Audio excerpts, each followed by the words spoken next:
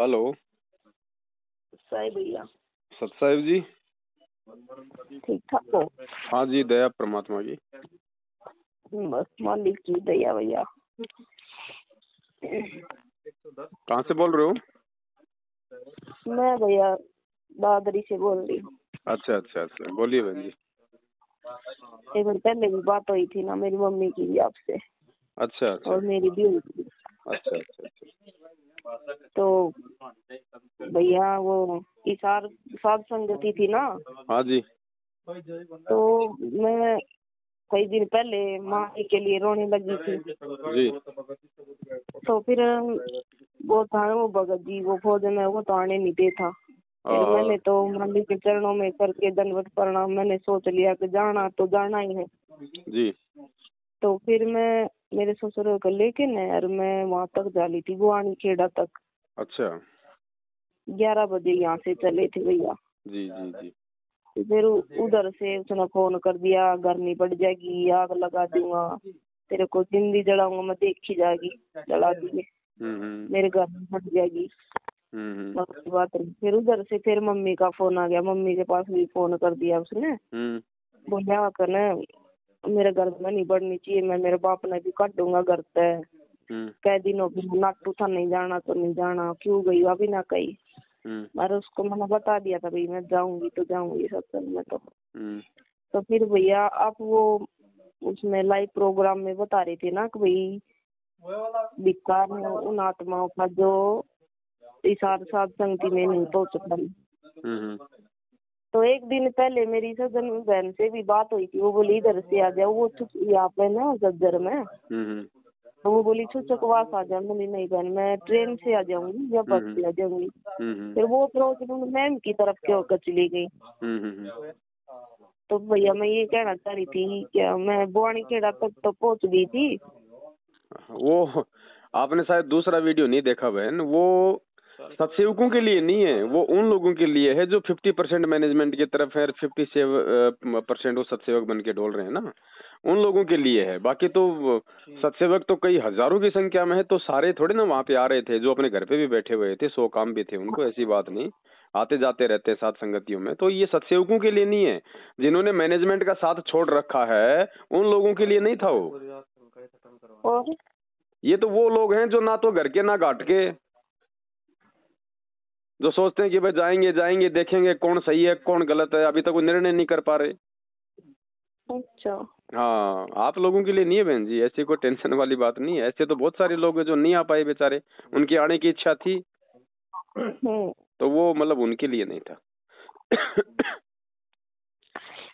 तो वो मैं ना भैया जैसे मेरा ससुर है ना वो बहुत बीमार रहता है पता नहीं उसको क्या दिक्कत है मुंह पर भी सोजन है हाथ पैरों पर भी सोजन है। और पहले तो ना वो उक्का ज्यादा पीता था अब मालिक की दया से ना जब से परमात्मा की इस घर में वाणी चलती ना सुबह शाम दोपहर की जी। तो उसने छोड़ दिया अब बीड़ी पीता है। तो मैं बोली पापा जी आप चलो सत्संग में चलेंगे मिला देखो मालिक की दया भैया उसने ये नहीं कहा तो लड़के से पूछा कि नहीं तो तुरंत तैयार हो गया। बोला बेटी मेरी आसन को नहीं कोई बात ना बस में ही तो जाना है और कल आ जाऊंगी ना भी टेंशन ना लो मैं अपने आप भर दूंगी। तो बोला ठीक है भगवान मेरा आधी टिकट लगा है तो तैयार हो ली वो। तो बोला यहीं से अगर ना ये बाबा मैं तो छक लिया तुम्हें ठीक करोगे मैंने। फिर बुआनी खेड़ा से वापिस आगे भैया थोड़ा इतनी दर्द तो थी नहीं बाकी मन में ये सोच रखा था जाऊंगी। तो फिर ना वहाँ से फिर उसका फोन आ गया उसका मधु बहन का रास्ते में वो वापिस जाओ और जो आ नहीं पाई है वो वही रहो। कोई नहीं बहन जी, वो तो बराबर की सेवा समझो, आप घर से जाने के लिए निकल चुकी थी, आपकी तो वही सेवा समझो जैसे आप तो आई गई। मैं तो ना सच में भैया 1 हफ्ते पहले रोने लग गई थी। हाँ, अब वो देखो इच्छा तो बहुत थी लोगों की, बेचारे हजारों की संख्या में तो रास्ते से वापस रोते रोते निकले, हजारों की आत्मा दुखाई है इन दुष्टों ने।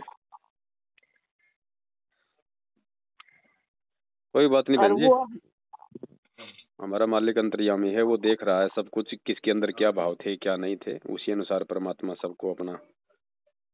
और ना मेरे घर वाले ना भैया जैसे किराए पे रहते हैं बहुत सालों तो 88 में जैसे उधार पैसे दे देता है ना ये, तो उनका उलाना दे देता है। अब मेरी मम्मी से लड़ाई करने लग रहा था, तुम तो ना मालिक को गाली दे के ये कह रहा था तुम्हारी तो किस्मत खराब है, आखिर में मेरे आगे हाथ पसारोगे तुम।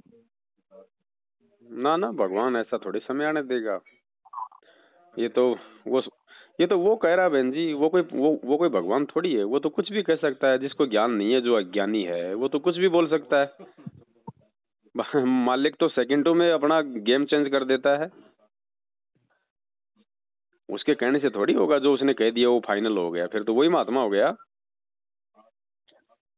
अब वो बेचारा नादान है, ज्ञान नहीं है उसको परमात्मा का। सांसारिक तौर पे हो सकता है बहुत ज्यादा अपने आप को चतुर समझते होंगे, ज्ञानी समझते होंगे, लेकिन ये अध्यात्म है, भगवान का मार्ग है। इसमें तो जो परमात्मा ने निश्चित कर रखा होता है वही होता है। और सच में भैया, जैसे पहले हम छोटे छोटे थे ना, मम्मी पापा ने सबने करोथा से नाम ले रखा था मालिक से। अच्छा। तो फिर हम रास्ता भटक के बीच में, तो फिर भी ना, ये मेरी शादी से पहले 2014 में घर वाला खंड हुआ था ना, 2014 को ही मेरी शादी हुई थी। अच्छा। हाँ, तो नहीं पहले 9 साल तक भटकता रहा नौकरी के लिए, इधर उधर पैसे भी दे दिए। और जब मेरी शादी हुई ना भैया, 4 महीने के बाद इसको नौकरी मिल गई। राज इसको इतना घमंड है बस। कोई बात नहीं, परमात्मा ने रावण और कंस जैसों का घमंड तोड़ दिया। बाकी वो तो मुझे विश्वास है भैया, लेकिन पता नहीं। ये आपकी परीक्षा बहन, ये आपकी परीक्षा है। उसकी कोई औकात नहीं कि वो आपको परेशान कर देगा या वो आपको परेशान कर रहा है। देखो क्या होता है ना बहन, अब आप उसकी पत्नी के रूप में हो, तो देखो आपके और उसके पिछले जन्म के ऋण संबंध हैं, तभी तो आज आप उसके साथ में हो पत्नी के रूप में। तो अब ये सोच के चलो बहन जी, आज आपको जिस प्रकार से वो दुखी करने का जो प्रयास वो कर रहा है ना, तो इसमें हमारे को आध्यात्मिक दृष्टि से सोचना पड़ेगा। क्या पता इससे 50 गुना ज्यादा किसी जन्म में आपने उसको दुखी कर रखा है, और परमात्मा ये सोच के चलो कि सूली की सजा कांटे में टाल रहा है, और आपसे भक्ति भी करवा रहा है, और उसको भी कंट्रोल में रखे हुए है।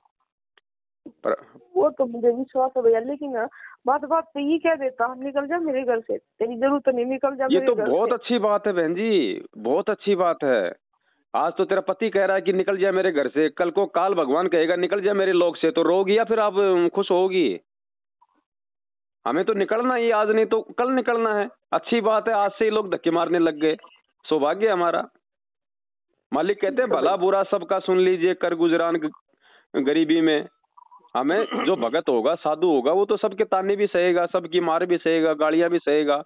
और परमात्मा हमारे सामने ऐसी परिस्थितियां जानबूझ के तो प्रकट करता है। हमारे धैर्य की परीक्षा लेता है गुरुजी, हमारे संघर्ष की परीक्षा लेता है। हम गुरुजी के वचन पे हम कितने खरे हैं, हम कितने चल पा रहे हैं, कितना हम समझ पाए इस मार्ग को। ये परीक्षा बहन जी संकट में तो होती है। भगत की परीक्षा दुख में, संकट में, तकलीफों में तो होगी। अब भगत के सामने 24 घंटे बैंक में अगर लाखों रुपए रहेंगे तो उसकी परीक्षा फिर कब होगी? उसको तो जो भी समस्या आएगी वो तो तुरंत अपना निकालेगा, चलेगा। उसका पति कहेगा निकल मेरे घर से, तो उसको कोई दुख तकलीफ नहीं होगी, क्योंकि बैंक में लाखों रुपए हैं, कहीं जाके किराए में रह लेगी, नया मकान ले लेगी। तो दुख में तकलीफ में तो भगत की पहचान होती है। भक्ति भाव बादो नदी सबे चले गहराए, सरिता सोई जानिए जो जेठ मास ठहराए। ठीक भैया, ये घबराना नहीं, भगवान पल पल साथ में है, वो हद पार नहीं कर सकता बहन। हम अगर गुरुजी की शरण में है, गुरुजी को परमात्मा मानते हैं, गुरुजी की जैसे टूटी फूटी भक्ति हम कर रहे हैं, तो वो बहन जी अति पार नहीं कर सकता, उसकी औकात नहीं है। फिर समर्थ साथ में है, लेवल में रखेगा। और ये थोड़े दिन का संग, जो आदमी ज्यादा परेशान करता है ना, बेटा बाप को, पति पत्नी को, पति अपनी पत्नी को, है, तो आप ये समझ लेना कि उस आदमी का जो परमात्मा से जुड़ने का समय है वो निकट है, क्योंकि काल उसके ज्यादा कर्म बिगड़वाएगा।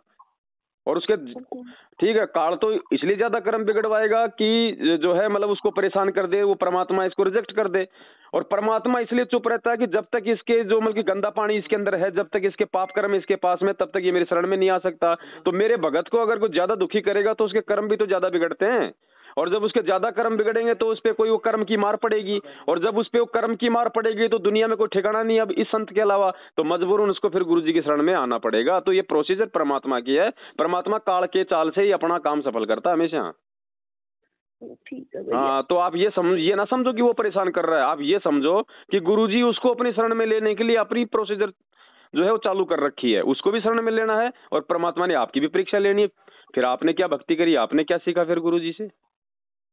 हाँ ठीक। और मेरी मम्मी भी कह रही थी अब ये इतना गंदा इसलिए बोला है, मैं तेरे को मना कर रही थी अब वहाँ पे मत जाइयो हिसार पे, वहाँ गोलियां चलेंगी, पवन भाई के पीछे मैनेजमेंट वाले लग रहे ना। तो मैं बोली पवन भाई ने कोई बाल बांका नहीं कर सकता, उसके सिर पे समर्थ का हाथ है। तो फिर बोली करना मुश्किल से ना मालिक की दया से जैसे जोत वगैरह लगाने के लिए मना वो हाँ करी है इसने, और ये दरबार फेंकने की कह रहा था ना, तो इसलिए ये तू वहाँ पर जिद करी सार जाने के लिए। मैं बोली भाई मालिक के लिए तो गई, उनको मैंने गलती थोड़ी की है। बिल्कुल बिल्कुल मालिक के लिए गई थी, साथ में भाई उसके पापा जी को लेके गई थी, दिक्कत क्या है बताओ? हाँ तो बोला पापा जी भी तेरी बात मानने लगा, इसको भी घर से निकालूंगा। देखो परमात्मा ने उसके भी अच्छे कर्म बनवाए बहन जी, देखो वो भी सत्संग के लिए आपके साथ झोला उठा के चल दिया, तो मालिक ने उसकी भी सेवा लगा दी और उसी सेवा के बलबूते परमात्मा उसको भी सारा देना शुरू करेगा, देखना धीरे धीरे।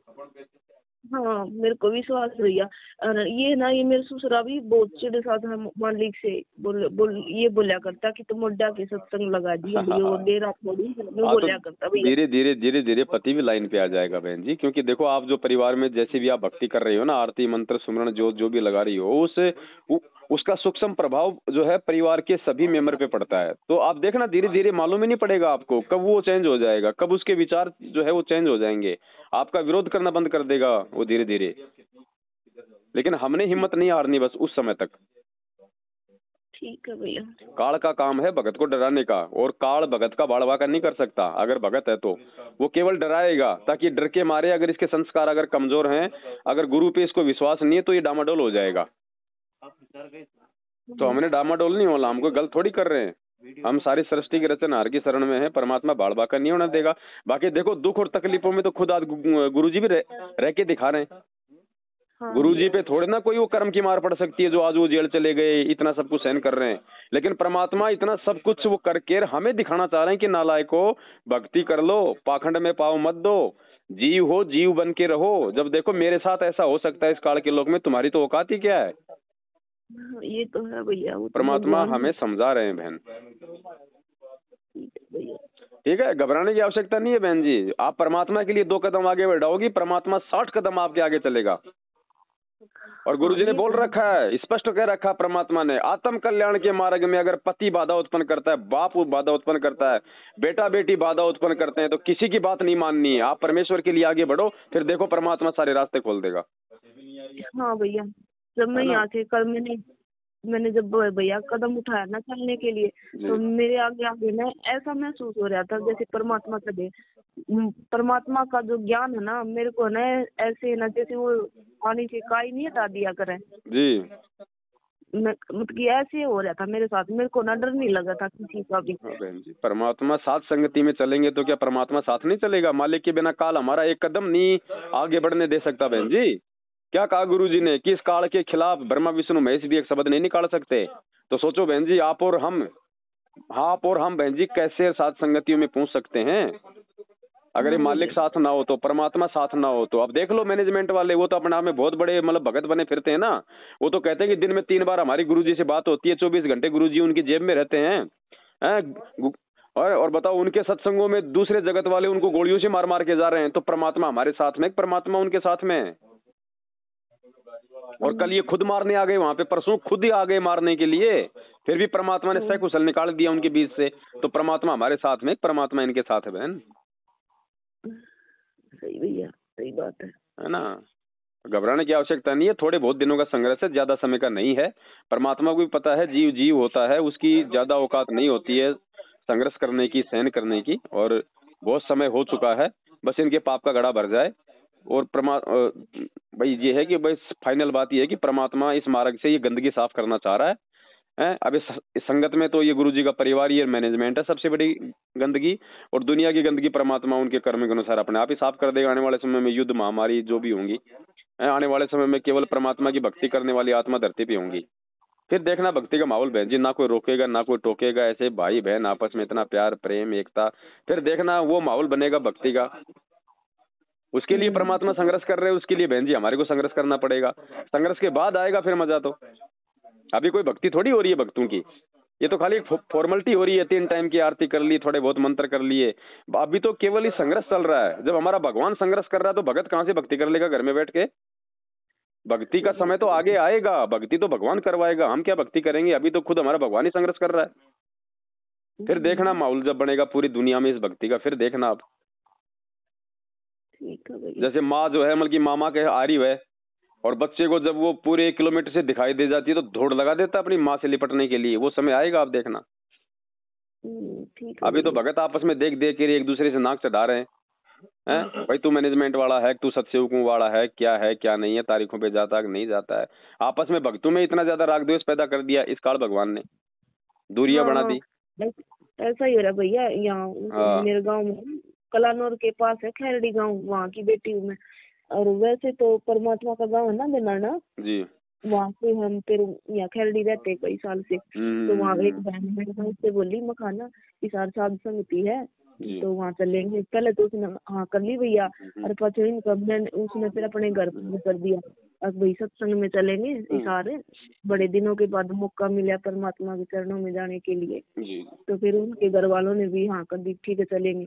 तो फिर उनके पास मैनेजमेंट वालों का फोन आ गया, तो उन्होंने मना कर दिया भाई ना ये वो जिले बटे हुए हैं, जिसका जितना एरिया है ना वहाँ पे सत्संग वहीं जाओ, वहाँ नहीं जाना। तो उन्होंने टाल कर दी।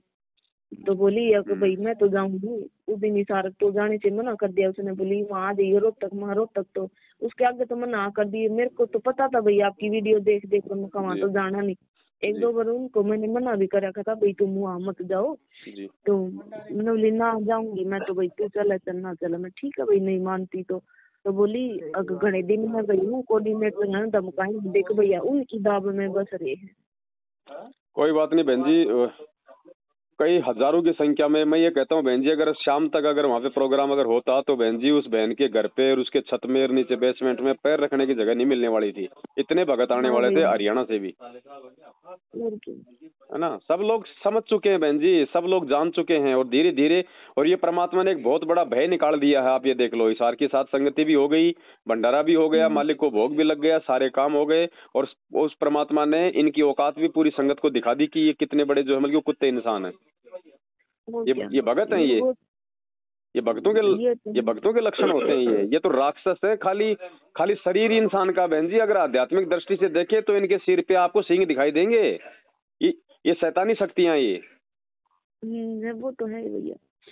वो सतयुग में जैसे वो ब्राह्मण और ये जो वो करा करते ना भैया हवन, वो राक्षस। और दूसरा बहन ये देखो, अब जगत वालों का विरोध नहीं रहा, जगत वाले गुरुजी के विरोध में नहीं है, अब काल ने इन भक्तों को विरोधी बना दिया।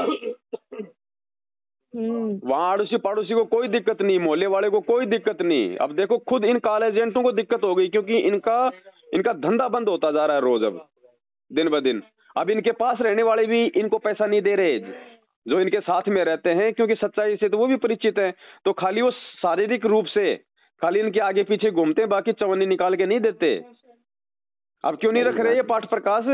इनको पता है ना भोग के पैसे नहीं आ रहे, प्रसाद के पैसे नहीं आ रहे, तो धीरे धीरे बहन जी सूख जाएंगे। क्योंकि इस पेड़ को परमात्मा ने 2014 में ही जो है काट दिया था।